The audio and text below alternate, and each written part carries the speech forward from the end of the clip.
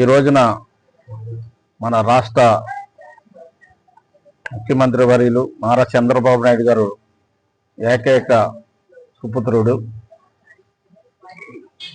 నారా లోకేష్ గారు మన రాష్ట్ర ఐటీ శాఖ విద్యాశాఖ మంత్రులు నారా లోకేష్ గారు 44వ జన్మదిన వేడుకల సందర్భంగా మన 71వ వార్డులో శ్రీనగర్లో ఇక్కడ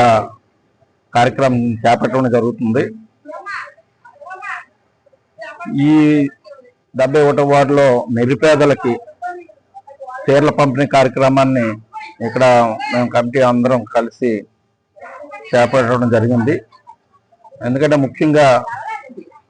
ఈ జన్మదిన వేడుకల్ని చాలా ఆర్భాటంగా చేయాలని గాజువాక నియోజకవర్గం కానీ విశాఖపట్నం సిటీలో కానీ యువ కమిటీలన్నీ కూడా ఒక వారం రోజుల నుండి బైక్ ర్యాలీ వెళ్ళి అవి తీసి బహిరంగ సభలు పెట్టి చాలా అట్టాసంగా చేయాలనే కార్యక్రమంలో బ్లడ్ క్యాంపులు అన్నీ కూడా మెడికల్ క్యాంపులు అన్నీ పెట్టాలనే ఆలోచనతో ఉన్నారు. కానీ నిన్ననే డైరెక్షన్ ఏంటంటే ఈ బైక్ ర్యాలీలు చెయ్యొద్దు, ఆర్భాటాలు ఏం చెయ్యొద్దు, సైలెంట్గా నీకు తోసింది పేదలకి అందేటట్టుగా నిరుపేదలకి చీరల పంపిణీ కానీ లేకపోతే బియ్యం పంపిణీ కానీ లేదంటే హాస్పిటల్లో రోగులకి పళ్ళు కాయలు ఇవ్వడం కానీ స్కూల్ పిల్లలకి బుక్స్ కానీ పెన్స్ కానీ ఇవ్వడం కానీ ఇలాంటి కార్యక్రమాలు సింపుల్గా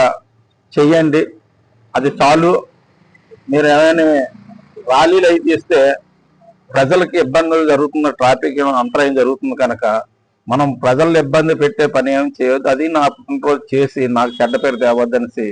ఆయన చాలా సున్నితంగా చెప్పడం జరిగింది. మరి అందరూ కూడా మరి ఆయన ఇచ్చిన డైరెక్షన్లో మరి ఆర్భాటాలు పోకుండా సింప్లిసిటీగా మరి సేవా కార్యక్రమాల్లో వార్డుల్లో ఎవరు తోసిందో వాళ్ళు చేయడం జరుగుతుంది. అలాగే బహుముఖ్యంగా ఆయన జన్మదిన వేడుకల శుభ సందర్భంగా ఈరోజు రాష్ట్రం మొత్తం నిరుపేదలకి ఇల్లు లేని వాళ్ళందరూ కూడా గవర్నమెంట్ స్థలాల్లో నివసిస్తూ చాలా కాలం నుండి ఉన్న వాళ్ళందరూ కూడా పక్కాగా పట్టాలని వాళ్ళకి అందజేసే కార్యక్రమాన్ని 2 లక్షల మందిని రాష్ట్రంలో ఆయన జన్మదిన వేడుకల సందర్భంగా ఈ రోజు 2 లక్షల మందికి ఐడెంటిఫై చేసి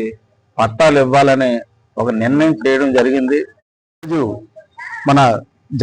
తెలుగుదేశం పార్టీ జాతీయ నాయకులు అలాగే మన ఆంధ్రప్రదేశ్ రాష్ట్ర ముఖ్యమంత్రి గారు అయినటువంటి నారా చంద్రబాబు నాయుడు గారి ఏకైక పుత్రుడు ఆంధ్రప్రదేశ్ ఆశాదీపం అయినటువంటి నారా లోకేష్ బాబు గారి 44వ పుట్టినరోజు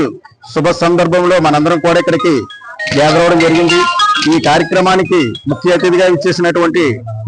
71వ వార్డు కార్పొరేటర్ గారైనటువంటి రాజన్ రామారావు గారికి, వార్డు ఇన్ఛార్జ్ పప్పు శంకర్రావు గారికి, మా ప్రధాన కార్యదర్శి గారైనటువంటి రామచంద్ర గారికి, వైస్ ప్రెసిడెంట్ నక్క రాజారావు గారికి, క్లస్టర్ ఇన్ఛార్జ్ అయినటువంటి శ్రీనివాసరావు గారికి అందరికీ కూడా నా హృదయపూర్వక ధన్యవాదాలు తెలుపుకుంటూ ఈ రోజు ఆంధ్రప్రదేశ్ ని అధోగతి పాలు చేసినటువంటి గత వైఎస్ఆర్సీపీ పార్టీ అధోగతి పాలు చేసి పోతే ఈ రోజు ఆంధ్రప్రదేశ్ కి ఒక దిక్సూచిగా ఒక కార్యనిర్వహణ చేసే ఒక రథసారథిగా నారా లోకేష్ గారు ఆంధ్రప్రదేశ్ ని అత్యంత ఉన్నత స్థానాల్లో నిలబెట్టేందుకు అనుక్షణం పెద్దయిన 18 గంటలు పనిచేసి రాష్ట్రాన్ని ఏ రకంగా ముందుకు తీసుకెళ్లాలన్న ఆలోచనతో ముందుకెళ్తూ ఉంటే మన యువ నాయకులు మన నారా లోకేష్ గారు అనుక్షణం కూడా ఆంధ్రప్రదేశ్ కోసమే ఆలోచిస్తూ దావోస్ అయితేనేమి ఈ రోజు ఆంధ్రప్రదేశ్ కి దాదాపుగా 20 లక్షల కోట్ల రూపాయలు నిధులు తీసుకొచ్చి ఆంధ్రప్రదేశ్ అభివృద్ధి కోసం అనుక్షణం కూడా పాటుపడుతూ ఎంతో అనుభవం ఉన్నటువంటి నాయకుడిగా గత ప్రభుత్వంలో కొంతమంది నోరు పారేసుకుని పప్పు ఎందుకు పనికిరాడు ఈయన అన్నందుకు దానికి రివేంజ్ తీర్చుకుంటూ రెడ్ బుక్ అనే ఒక రాజ్యాంగాన్ని కూడా తీసుకుని వచ్చి అందరినీ కూడా ఆంధ్రప్రదేశ్ లో ఎవరు ఏ రకంగా బ్రతకాలి, ఎవరు ఏ రకంగా ఉండాలన్న నినాదంతో ముందుకు రావడం జరిగింది. అలాగే ఈ రోజు ఆయన పుట్టినరోజు శుభ సందర్భంగా కూడా ఎంతో ఘనంగా జరుపుకోవాలని చెప్పి తెలుగుదేశం పార్టీ శ్రేణులన్నీ కూడా ఆలోచనతో ఉంటే ఎటువంటి ఆడంబరాలకు, ఎటువంటి ర్యాలీలు, ఎటువంటి కేక్ కటింగ్లు కూడా ఎటువంటి వ్యవహారాలు చేయకుండా పేదలకి అలాగే స్కూల్ పిల్లలకి వాళ్ళకి మీ వంతు ఏమైనా అవకాశం ఉంటే సహాయ సహకారాలు అందించడం తప్ప ఎటువంటి ఆడంబరాలకు, ఎటువంటి ర్యాలీలు చేయకుండా నిరాడంబరంగా చాలా సింపుల్ గా నా బర్త్డే సెలబ్రేషన్ చేయండి అని చెప్పి ఒక పిలుపునిచ్చిన యువ నాయకుడు ఎవరు ఉండరు. అలాంటి మహానుభావుడు మన ఆంధ్రప్రదేశ్ ఐటీ శాఖ మినిస్టర్ కావచ్చు, విద్యాశాఖ మినిస్టర్ గా పనిచేయడం మనందరం ఆయన ఆధీనంలో పనిచేస్తున్నందుకు మాకు ఎంతో గర్వకారణంగా ఉంది. అలాంటి నాయకుడు పుట్టినరోజు సందర్భంగా మనందరూ ఇక్కడ గ్యాదర్ అవ్వడం ఎంతో శుభసూచకంగా ఉంది. ఈ అవకాశాన్ని ఇచ్చిన పెద్దలందరికీ కూడా నా హృదయపూర్వక ధన్యవాదాలు.